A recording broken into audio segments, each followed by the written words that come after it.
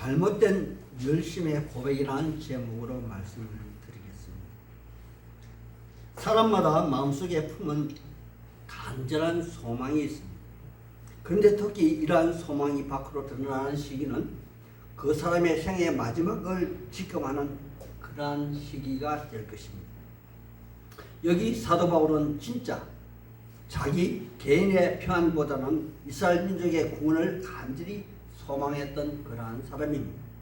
그래서 그는 출애굽기 32장 30절 이하에 보면은 모세가 이스라엘 백성들이 송아지 우상을 만들어 섬기며 여호와 하나님을 반역하여 하나님이 그들을 멸하여 하려 하실 때 그 자신이 황급히 나아가 이스라엘 민족을 대신하여 회개하고 이스라엘 민족의 구원을 위하여 자기 자신의 이름이 하나님이 기록한 그 기록책에서 지워달라는 것처럼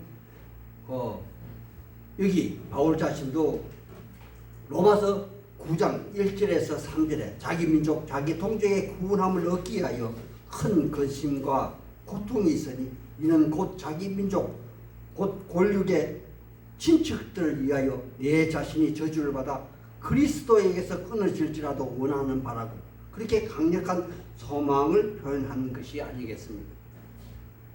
저는 개인적으로 이것에 대한 다른 표현이 오늘 본문의 말씀이라고 생각을 했습니다.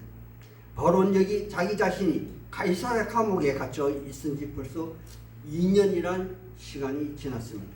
하지만 동족 유대인들은 아직도 그를 죽이고자 하는 혈안이 되어 있는 그런 상태에 그는 마침내 그는 최종적으로 결심을 합니다.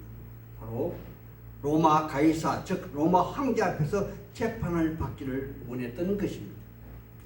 이러한 선택은 종국적으로 자기 자신은 그곳에서 죽음을 맞이하리라 하는 그런 예감을 했을 것입니다. 그러므로 이제 그는 그에게 주어진 고국 땅 이스라엘에서 주어진 천국 같은 마지막 변론을 통하여 죽이고자 달리드는 동족을 위하여 최선을 다하여 복음을 전하는 그러한 기회를 포착하게 된 것입니다. 따라서 그는 지금까지 자기 자신의 삶 전체를 회고하며 또 주님이 자기 자신에게 주신 사명 복음을 아낌없이 이곳에서 전하고 한 것입니다. 그러므로 그는 마음속으로 얼마나 비장하게 준비를 하고 또 장엄하게 엄숙하게 사자처럼 표하는 그런 열정을 표현하였겠습니까? 바로 이러한 비장한 각오의 말씀이 오늘 26장에 기록된 말씀이라 저는 그렇게 생각했다는 것입니다. 본문의 말씀을 보겠습니다. 본문의 말씀은 뜻하지 않는 벨릭스 총독의 로마 기한으로 기회를 잡은 베스도 총독은 나름 벨릭스 총독의 전치를 밟지 아니하려고 열심히 정복지 예루살렘 치안을 걱정하며 부임한 지 3일 만에 예루살렘을 방문하여 그들의 고충을 듣게 되었고 또 그 예루살렘 지도자들을 자기의 근무지 가이사랴 항구로 초청하여 그들의 요구를 듣고 바울을 신문하게 됩니다.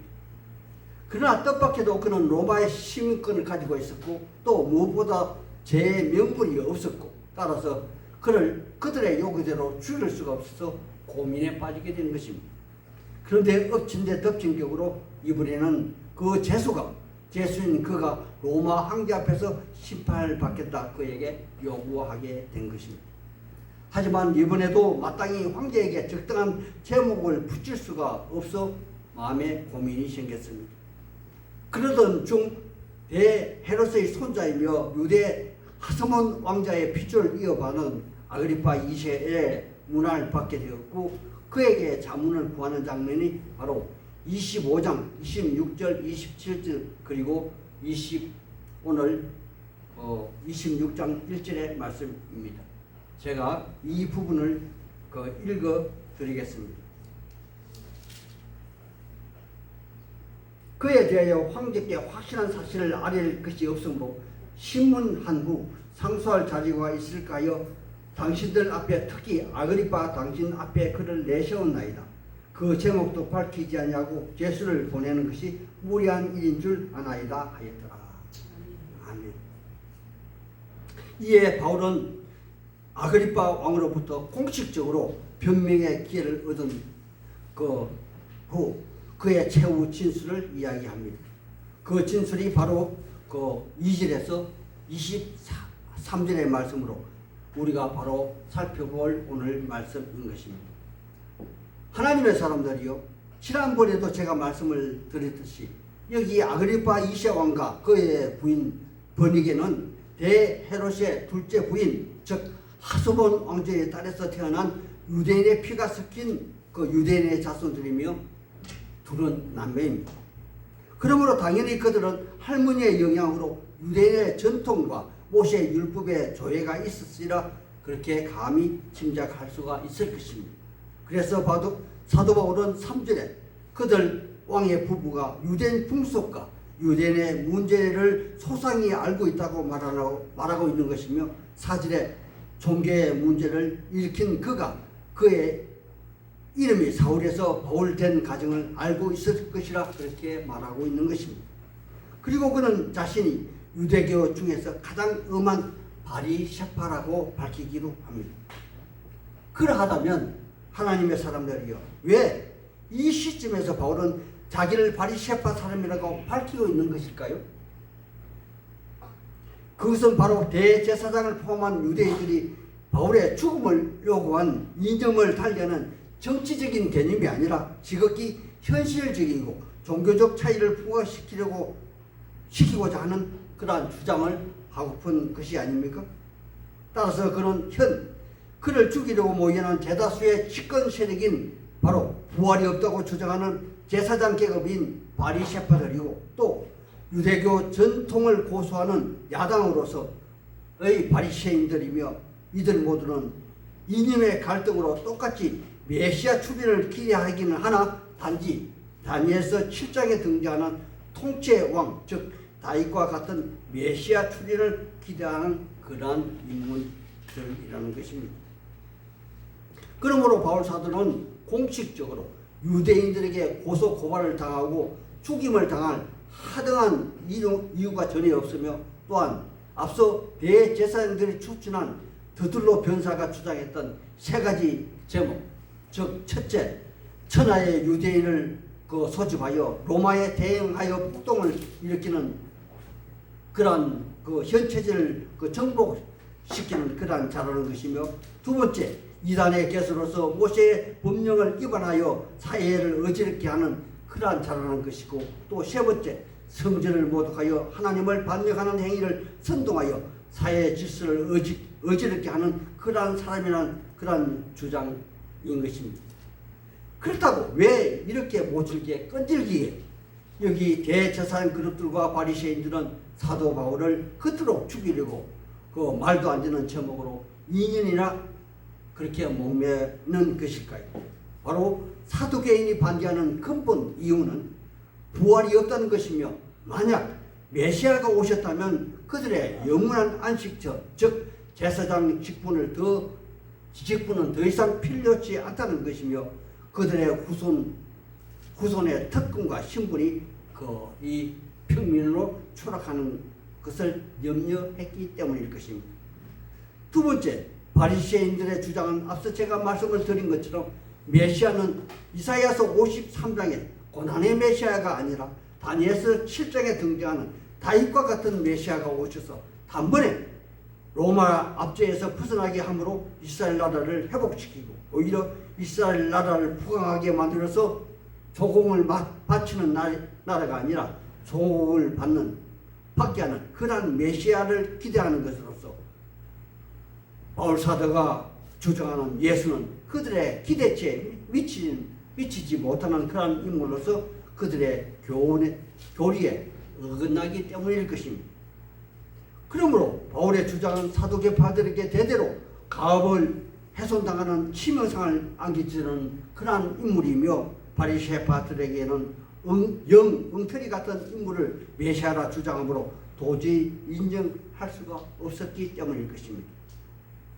그러나 바울 사도는 바로 6절에 하나님이 창세기 3장의 여자의 후손 즉 메시아적 도래와 창세기 12장에 그들의 조상 아브라함을 통하여 약속해 주셨던 그러한 민족과 나라와 율법을 통하여 축복해 주신 메시아에 관해서 차근차근 자기 자신의 부르심의 소명과 깨달음을 따라서 자기 자신의 어두운 각오를 통하여 자세하게 설명하고 있는 부분입니다.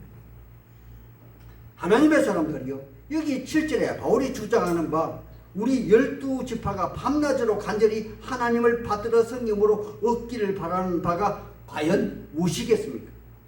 이는 메시아의 도래, 즉 메시아의 출현을 말씀하시는 것으로 창세기 3장 15절에 자세하게 나타나 있습니다.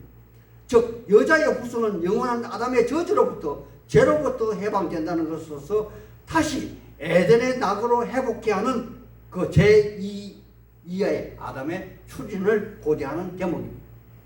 그리고 창세기 12장 2절과 3절에서 아브라함이 그 복의 근원이 된다는 것은 모든 민족, 모든 족속이 그를 통하여 진정한 행복, 즉 구원을 얻는다는 것으로서 신약에서는 그 메시아에 관해서 그 갈라디아서 3장 16절에 자세하게 풀어서 설명하고 있는 것입니다. 제가 이 부분을 발췌하여 읽어드리겠습니다. 이 약속들은 아브라함과 그의 자손들에게 하신 말씀으로서 오직 한 사람 메시아 그리스도, 즉 원문에 한수로 표현된 예수님을 지칭하는 그런 말이라고 바울 자신은 분명하게 밝히고 있다는 것입니다. 그리고 또한 그 메시아 예수는 아담으로부터 내려오는 모든 죄악을 도말하시기 위해서 저주의 십자가의 죽음을 죽으셨고, 또한 그는 아브라함의 후손으로서 모두를 다시 살리기 위하여 죽음에서 부활하신 구원의 주로서 오늘 우리가 믿는 바 나사렛 예수라고 8절에 강력하게 주장하고 있는 모습입니다. 그리고 9절 이하에 자기 자신의 잘못된 열심을 가졌던 바울 되기 이전의 사울의 모습, 즉 메시아 예수 그리스도를 알기 전 자기 자신의 모습과 또 그를 만나게 된 사건과 내용, 그리고 또 그 만나서 받은 소명을 말하며 그 소명을 전달하는 자기 자신의 삶과 처지를 통해서 자신의 현재 위치를 설명하고 있는 것입니다. 그는 이론적으로 논리적으로 바리새파 사람이었으나 부활이 없다고 주장하는 사두개파 그 사람들과 일시적으로 합심하여 대제사장의 권한을 이임을 받아서 많은 성도들을 구금하여 옥에 가두고 또 서재반 집사 같은 분을 처단할 때 카표를 던졌으며 수단과 방법을 가리지 않고 욱박지르며 억지로 자백을 요구하였고 또 다른 나라 다메섹까지 가서 유대인 그리스도를 박해하고 구금하려 했던 것입니다. 바로 자기 자신의 잘못된 열심을 고백하는 부분이 바로 이 부분이죠. 하지만 가던 도중 다메섹 도상에서 그는 밝은 빛을 보았습니다. 그리고 히브리 말로 자기 자신의 이름을 부르는 소리를 들었다고 합니다. 하나님의 사람들이요, 기독교는 어두운 곳에서 밝은 곳으로 나오는 빛의 종교입니다. 그리고 하나님이 먼저 찾아오시는 그러한 종교입니다. 세상의 종교처럼 좁고 어두운 곳 그리고 은밀한 것을 지향하는 것이 아니라 밝은 미래를 꿈꾸며 소망을 이야기하는 그러한 종교라는 것이죠. 또한 내가 무엇을 행함으로 반대급부로 보상을 주고받는 그러한 종교가 아니라 하나님이 먼저 찾아와 소명을 주며 종국에는 본인과 타인 모두에게 이로운 삶을 요구하는 그러한 영원한 생명을 얻는 그러한 삶 자체라는 것입니다. 뿐만 아니라 과거의 어느 시점 지나간 일을 이야기하는 그러한 종교가 아니라 오늘 현재의 바로 종교라는 것입니다. 예를 들어 여기 2000년 전 사도 바울을 다메섹 도상에서 부르신 것처럼, 아니 30년 전에 저 박 목사를 기도원에서 불러주신 것처럼 오늘 이 시간에도 또 하나님은 다른 누구의 이름을 부르며 소명을 주시고 있을 것입니다. 그리고 인격적으로 그 누구도 모르게 개인적으로 본인만 아는 그러한 특정적인 사건을 이야기하며 그 소명을 깨닫게 하여 주실 것입니다. 여기 우리 주님이 지난 행적을 한마디로 요약하면은 바로 이런 말이 본문에 기록된 이런 말이 될 것입니다. 가시체를 뒷발질하기가 네가 고생이다. 하나님의 사람들이요, 가시체는 가축들을 몰이할 때 쓰는 뼈 조각이나 금속 조각을 박은 막대기로서 일종의 채찍으로 뒷발질할 때마다 채찍을 맞아 고통을 느끼게 하는 그러한 도구입니다. 그러나 당시 헬라 시대, 지금 바울의 시대에 신을 대적하는 행동이 어리석고 무모하여 불가능하다는 그러한 속담으로 쓰여진 말로서 그의 지금까지 바울의 행동이 어리석고 무모하며 자신의 몸만 상하게 하는 그러한 행동이었다고 말하는 것입니다. 하지만 그럼에도 불구하고 심령을 감찰하시는 하나님이 사울의 진심을 보시고 방향을 틀게 하시고 그에게 진리를 알게 하는 빛을 보게 하시고 소명을 주시고 있는 부분입니다. 이것이 16절의 말씀으로 제가 읽어드리겠습니다. 일어나 내 발로 서라.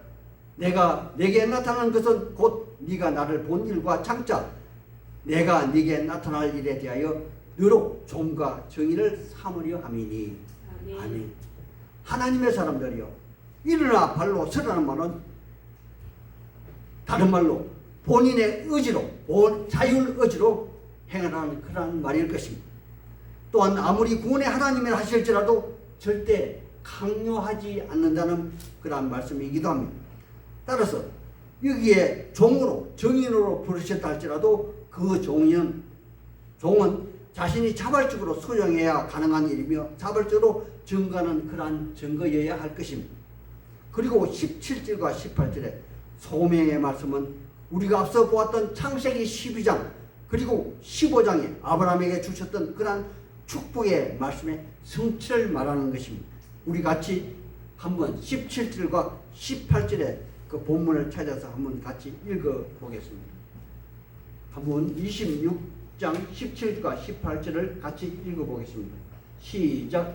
이스라엘과 이방인에게 내가 너를 구하여 그들을 보내어 너들의 눈을 뜨게 하여 어둠에서 빛으로 사단의 근시에서 하나님께 돌아오게 하고 제사함과 나를 믿어 거룩하게 된 무리들 가운데 기업을 얻게 하리라.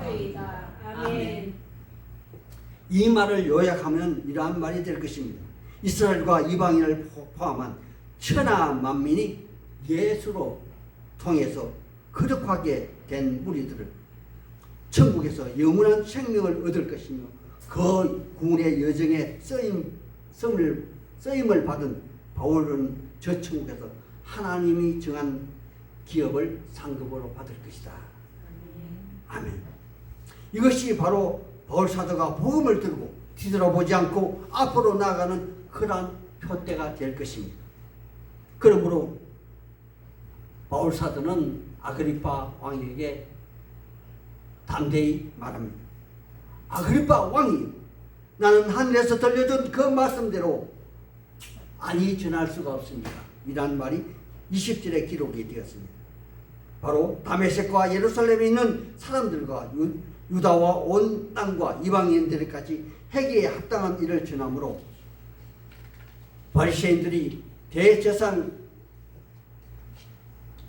대제사장과 그들이 성전에 모여서 나를 모함하여 죽이려 합니다. 그런데 아그리파 왕이요, 잘 한번 들어보옵소서. 이렇게 죽음에 임박한 나를 로마인들이 여기 가이사랴 감옥에 가두었는데 이것은 나에 대한 해석은 바로 이러합니다. 하나님이 나를 도우사 감옥에서 나를 보호하셨을 뿐만 아니라 또 벨리스 총독과 베스도 총독 그리고 당신 아그리파 왕 앞에서 나의 간증을 고백하게 하신 분은 바로 하나님이시라. 바로 이 말입니다. 그러므로 나는 감히 당신 앞에 아뢰입니다. 이것을 말하면 하나님이 모세의 글과 선지자의 모든 예언서를 통하여 반드시 되어질 것을 말하는 것으로 28절에 곧 메시아 그리스도가 고난을 받으실 것과 죽은 자 가운데서 다시 살아나사 이스라엘과 이방인들에게 빛을 전하라 하셨는데 바로 오늘 이 말씀 또한 당신을 위한 말씀인지 누가 알겠습니까? 라고 바울은 자신 있게 아그리파 왕에게 증거하는 것입니다. 하나님의 사람들이요, 이제 말씀을 맺겠습니다. 오늘 말씀은 사도 바울이 처음에는 잘못된 방향에 따라서 잘못된 열심을 가지고 살아왔지만 주의 은혜로 통족 예루살렘 대제사장에게 벨릭스 베스도 총독들과 그리고 아그리파 왕 앞에서 주님을 증언하는 그런 자가 될 것이라 소명을 준 그대로 오늘 여기 그는 자기 자신이 맡은 바 소명을 다하고 있는 부분입니다. 저 또한 주님의 음성을 듣기 위해서 30년 동안 그 방황하다가 저 멀리 태국 땅에서 선교사님이 들려주셨던 빌립보서 4장 6절의 말씀을 듣고 신학을 하고 오늘 여기 목사로 서 있습니다. 따라서 만약 오늘 사도행전 26장의 말씀은 여기 사도 바울에게 초점을 맞추어 성경을 읽으신 분들은 중심을 보시는 하나님은 혹 잘못된 방향으로 잘못된 열심을 가지고 나아갔다 할지라도 끝내 바른 길, 진리의 길로 인도해 주신다는 것을 확신하십시오. 그리고 반대로 아그리파 왕의 입장에서 오늘 성경을 읽었다면 남의 고민을 들어주고 해결해 주기 위한 사업상의 일로 말씀을 들었다 할지라도 그 본인의 그 말씀은 본인의 말씀으로 듣고 하루빨리 구원의 하나님으로 나오라는 그런 말씀일 것입니다. 성경 말씀은 언제나 어떤 위치에서 어떻게 들었다 할지라도 그 누구도 아닌 하나님이 바로 그 성경을 듣고 읽은 본인에게 아니 나에게 주신 사랑의 편지임을 절대 놓치지 말기를 바랍니다. 이러한 깨달음의 지혜가 있기를 우리 예수님 이름으로 소망하고 축복하는 바입니다. 아멘.